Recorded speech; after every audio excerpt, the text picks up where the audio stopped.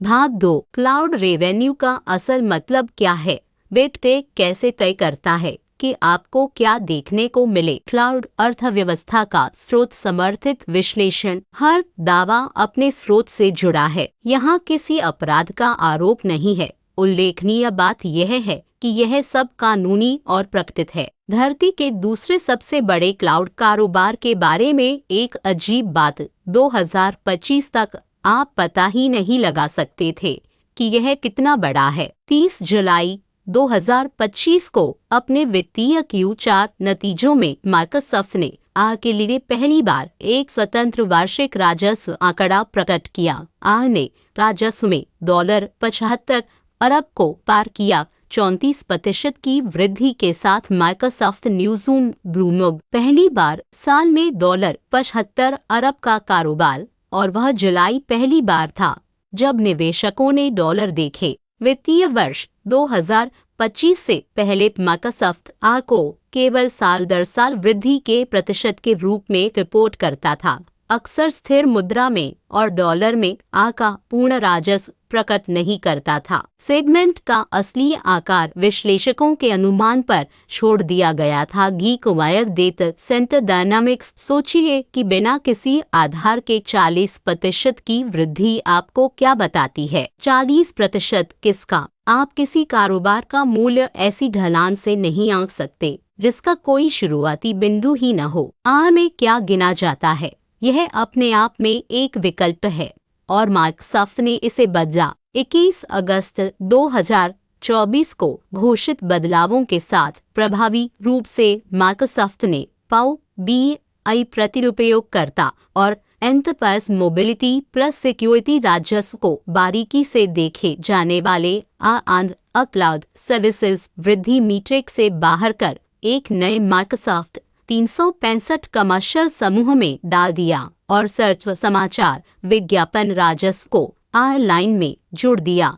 CNBC सेक 8 के Microsoft ने इसे क्लाउड खपत में बेहतर दृश्यता के रूप में पेश किया। ठीक है, पर जब आप यह बदल देते हैं कि कौन से उत्पाद किसी हेडलाइन वृद्धि संख्या में जुड़ते हैं, तो आपने यह बदल दिया कि उस संख्या का मतलब क्या है और उसकी तुलना किससे की जा सकती है। $8 प्रकटीकरण से पहले माइक्रोसॉफ्ट की पसंदीदा क्लाउड हेडलाइन कमर्शियल क्लाउड थी। यह एक राजस्व लाइन जैसी लगती थी, पर बिल्कुल वैसी थी नहीं। यह एक वार्षिकीकृत रन रेट था।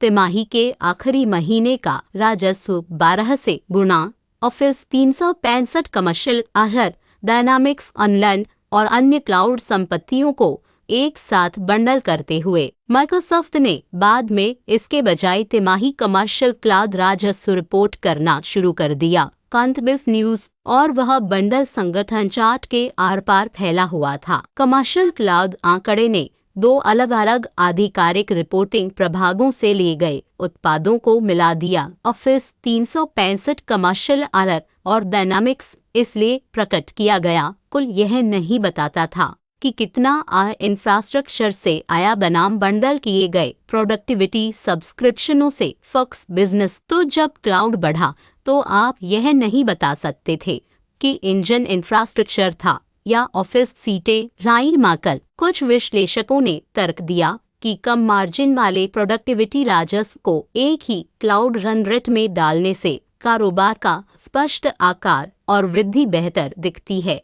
और पूर्व CEO स्टीव बॉल्म के बारे में बताया गया कि उन्होंने इस मीट्रिक की अपारदर्शिता की आलोचना की। Fox Business. मैं इसे और सीधे कहूँगा, जब आपको खुद डिब्बा बनाने का मौका मिलता है तो डिब्बा अच्छा ही दिखता है। यह अपराध नहीं है, यह एक प्रोत्साहन है। सबसे साफ प्रकटीकरण शायद ही कभी प्रकट करने वाले को अच्छा दिखाता है, इसलिए यह उम्मीद मत कीजिए कि प्रकट करने वाला उसे खुद आगे बढ़कर देगा। माइक्रोसॉफ्ट यहाँ कोई अनोखा नहीं है। हर हाइपरस्केलर ने तय किया कि दुनिया को क्लाउड कब देखने दिया जाए। अमेज़न ने सबसे पहले AWS को एक अलग रिपोर्ट योग्य सेगमेंट के रूप में अपने Q1 2015 नतीजों अप्रैल 2015 में अलग किया। उससे पहले AWS के भीतर रहता था। 57 अरब दिखाई साल दर साल करीब 49% की वृद्धि। चैनल फ्यूचर्स सेक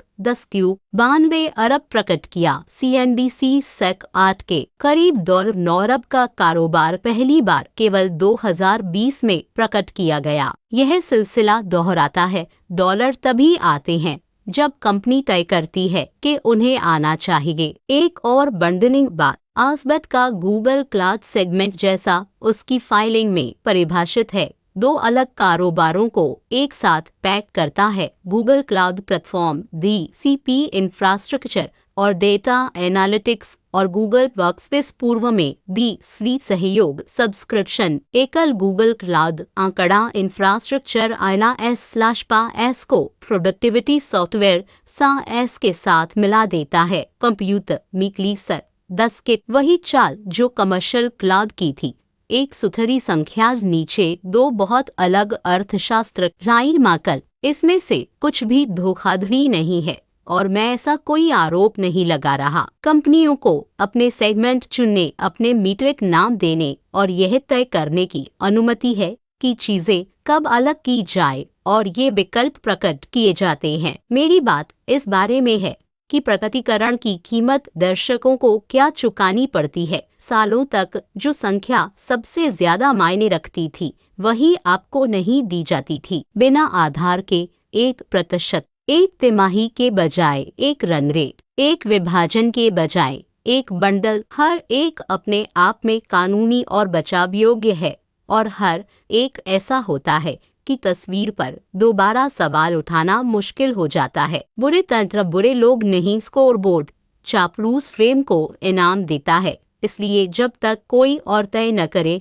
आपको चापलूस फ्रेम ही मिलता है। चाहे तो मेरी राय खारिज कर दीजिए। फ्रेमिंग के विकल्प ऊपर की फाइलिंग और कवरेज में दर्ज हैं। एक्सप्लोरर में खुद उन्हें परखें। इस वीडियो का हर आंकड़ा कंपनियों के अपने दस्तावेजों में मौजूद है। आपको हम पर भरोसा करने की जरूरत नहीं। हर स्रोत को एविडेंस एक्सप्लोरर में खुद जांचें। यह दस्तावेजी श्रृंखला का भाग 2 था। बुरे सिस्टम बुरे लोग नहीं,